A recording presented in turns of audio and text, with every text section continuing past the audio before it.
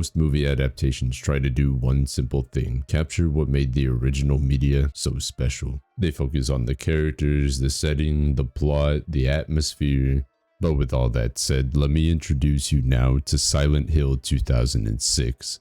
A movie loosely adapted from the 1999 game of the same name, a movie that feels like an absolute affront to God when it comes to movie adaptations. And since the reviews for this movie are pretty mixed, give me until the end of this video to convince you that I'm not exaggerating.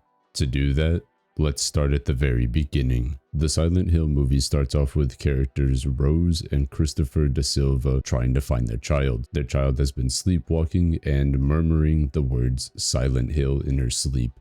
In this particular scene, she's up by a cliff and she's about to jump into it.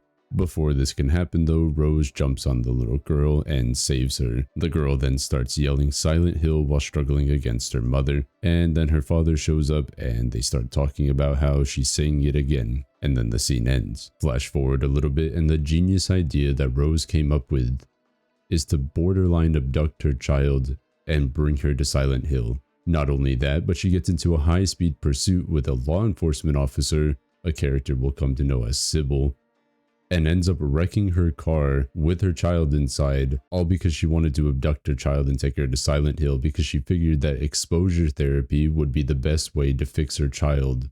But hey, that's probably not far off from what happened in the game, right? In the game, all we see is our main character Harry Mason driving with his daughter Cheryl along a dark, empty road. A female police officer, similarly named Sybil in this game as it is in the movie, will pass our main character on the road and drive ahead of him. We will then see Sybil's bike wrecked on the side of the road, and as Harry Mason turns back to look at it and figure out what it is, a girl appears in the middle of the road and we get into a car wreck. This is a slightly dumbed down version of the complete cutscene, which features character introductions and a few other flashbacks that I'm just omitting, but this is the general idea of how we got to Silent Hill in this game. And before you start typing in my comments, the movie isn't entirely based on the game. It took creative liberties and you shouldn't judge it based on how faithful it is to the game. I would like to direct your attention to this Wikipedia article. Gaines tried to stick as closely to the original source as possible, while Avery saw it as his main task to convey the spirit of the game. He kept some storylines and tried to combine the rest of the elements into new compositions. Thus, the director was more faithful to the creator's intention, and the screenwriter preferred to interpret the original material broadly. And so essentially what this means for us as the viewers, the director and the screenwriter are at odds. So what's going to happen is the director's going to want a faithful adaptation and the screenwriter's going to be like, no. And then they're going to compromise, and then you're going to get a bunch of wink wink nudge nudge references and a little hint that they knew what the story of the games were about, and that's just going to turn into a confusing mess where certain plot points will be there, but they miss the entire point of what the game was trying to do with it, or it's just not going to be there at all. There's plenty of that in this movie, but I'll get to that. For now though, my gripes with the beginning of the movie come because you could have still had a faithful adaptation to the game without doing whatever the fuck you did in the movie, and here's how you could have simply rewrote the script to accomplish this. In the game, Harry Mason and his daughter are going on vacation when all of this stuff happens. All you have to do is make it to where the mother and daughter are going on vacation. How can you write this without having the father that they added into the movie intervene? Make it to where they're supposed to go on vacation on this day and the dad gets extra time at work and has to work an extra day or whatever. The mom and dad can then fight over it. They can say, oh, you work too much, whatever. You can have your dramatic character moments, and then they compromise by having the mother and daughter just go on vacation a day early to book the hotel or do whatever, and then everything can play out the same as it does in the game. You don't have to have the whole gas station scene where Sybil is seemingly an asshole, and instead she can just pass them on the road later, and then you can come across her character later in the movie so she doesn't seem like such a fucking asshole in the movie, and actually ends up being helpful like she is in the game. Because seriously, the contrast between her in the movie arresting Rose while they're in the middle of Silent Hill versus in the game where your first encounter with you, she hands you a gun and tells you to be careful, are the exact kind of small differences that, although individually don't break the movie, when they compound on each other, it makes this movie a horrendous adaptation because, like I showed you earlier, you could have easily changed the script just slightly and kept the movie more accurate, even if you wanted to change certain things such as the main character, the fact that there's a subplot with the father figure, and even certain things that I'll talk about later on. You could have kept all of those changes while still making it more accurate to the game. And because of how easily you could change the script to do this, I don't understand why the script writer saw it as his main task to convey the spirit of the game and only keep some storylines and try to combine the rest into new elements. But you say all of this, and yet instead of just doing something simple like what I said, where you take it and they were going to go on vacation anyways, and the mom and the daughter went beforehand, and then the dad was going to show up later, and then they crash and now they're in Silent Hill, you make it even more complicated than the original story. And I'm not trying to be a purist by saying that. My problems aren't necessarily that they changed it that drastically. They could have changed it, and as long as we get the same characters and setup and whatnot, it wouldn't really matter. But the biggest problem is that they changed character dynamics because of how they introduced Sybil and how they got there, and all of that. It changes how you view the characters. When a dad is simply trying to go on vacation with his little girl and they end up getting into a wreck, you feel worse than whenever a mom borderline kidnaps her daughter, runs from a cop, and then the cop treats her like a piece of shit later on in the movie, versus if the cop had helped you during the game. It changes your entire thought process about these characters, and that's what, in my opinion, fucks this introduction to the movie so hard. And one of the reasons why this sort of stuff pisses me off so bad is because the parts of the movie where they did stay true to the game, and even if they change parts of it, are so fucking good. Case in point, the scene where she's in the chain link fence area and meets the Grey Children.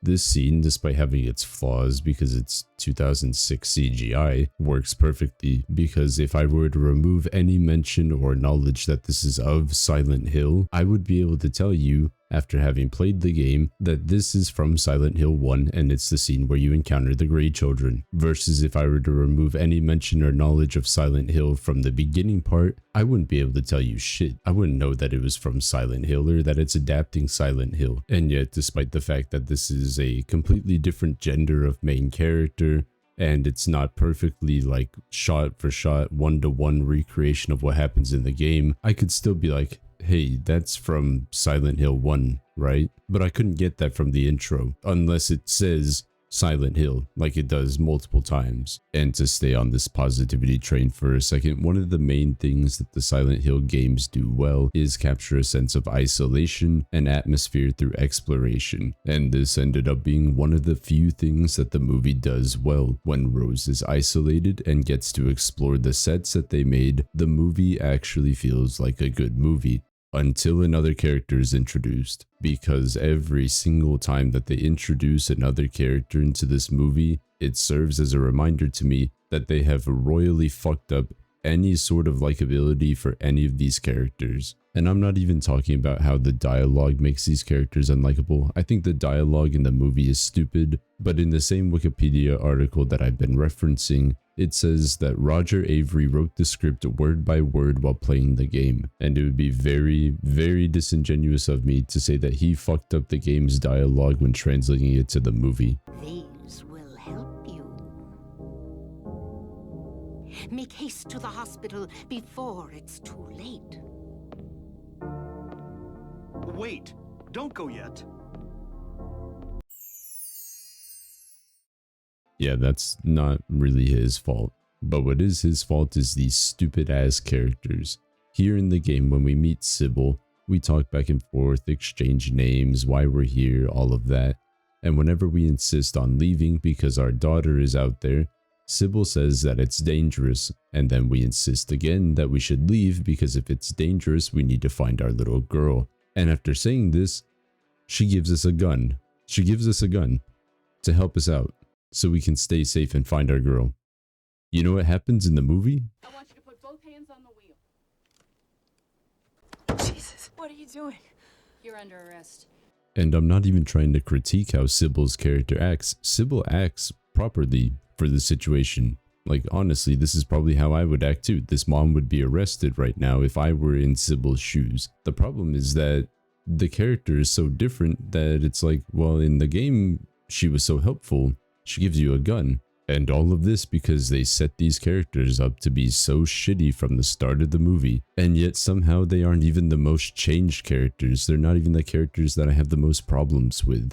My biggest problem in character change is Dahlia Gillespie. And now we are getting into full spoiler territory, so if you don't want to be spoiled on either the movie or the game, feel free to click off now. In the game, Dahlia is the cult leader and is completely obsessed with birthing their god. She is also Alyssa's mother, Alyssa being the little girl that we chase around during the game. Dahlia would take Alyssa and set her on fire during a ritual trying to birth their god. Alyssa survived, and her soul split in half. One half of the body was kept in a horribly burnt, comatose body in the hospital, and the other half escaped and was reborn years later as Cheryl, Harry Mason's adopted daughter. 7 years after this burning, Dahlia used her powers to lure Cheryl back to Silent Hill. Her plan was to force the two halves of Alyssa's soul back together to finally complete the ritual and bring their god to life. Dahlia is the main villain of the game. She lies to you, she manipulates you, and she deceives you to get you to do the things that she wants.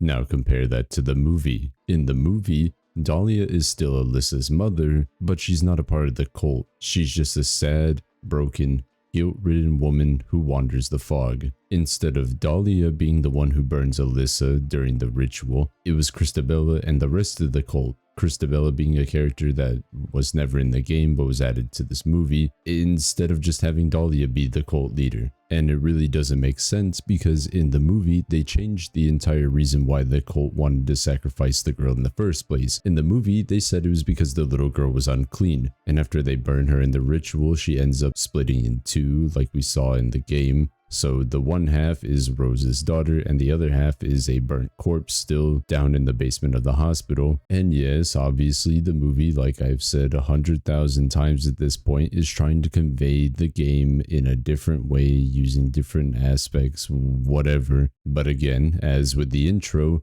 they didn't have to do this. Let me give you a way that they could have been more accurate to the game while keeping characters and the cult and all of this other shit. What the movie could have done to make Dahlia's character and the storyline more similar to the game is in the introduction part where we first meet Dahlia, you can keep absolutely every little bit of that the same. Make it go the same. You can introduce Dahlia as Alyssa's mom, even though you should hold on to that information later. But for the sake of making this refinement easy and simplistic, we'll say that she can say that she's Alyssa's mom. Now what you do is whenever Rose and Sybil get to the church, you can introduce one of the henchmen sort of guys that's always behind Christabella, and don't outright say it, but make it almost implied that they are the cult leader. So throughout the movie, you're thinking to yourself that this guy is the cult leader, he's doing whatever. And then later on, when you get to,